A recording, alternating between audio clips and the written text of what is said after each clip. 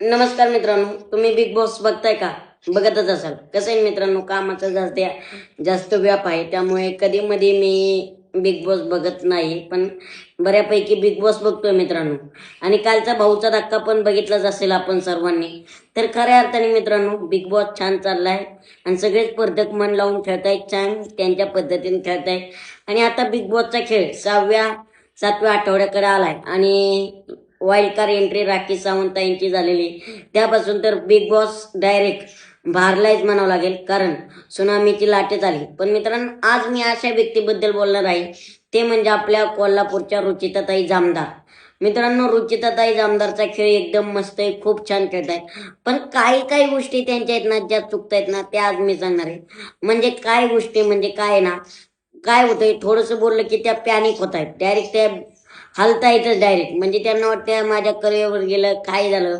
मग त्यांच्याकडून जे अपशब्द निघतायत, म्हणजे थू, हाड, बीड, चल निघ, मी नाही तुला मोजत.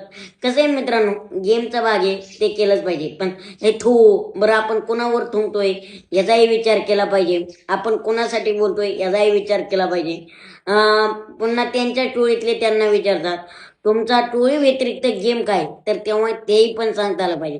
रुचिताताई जामदार गेम छान खेळते, पण मला एक म्हणायची, त्यांनी त्यांच्या गेमवरती फोकस करावं, बोलण्यावरती नाही.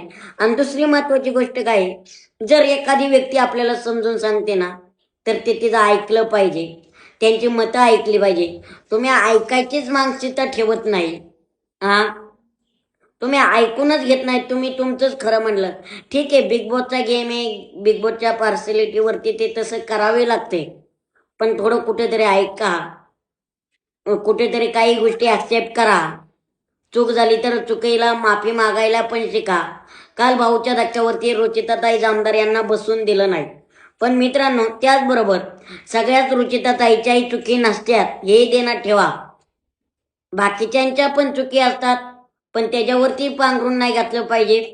आणि त्या गेम खेळतायत म्हणून लोकांना दिसते. सगळ्यात जास्त जर कोणी दिसत असेल, मी कोणाच्या फेवरमध्ये बोलत नाही, पण टोळी गेमचा दिसतोय, गेम टोळीचा, बाकी कुणाचाही गेम दिसत नाही. आणि टोळी गेम चातुर्याने खेळते. पण टोळी गेम मध्ये जे आहे ना, रुचिताताई जामदार याने फक्त त्याच्या जिभेवर थोडासा कंट्रोल ठेवावा.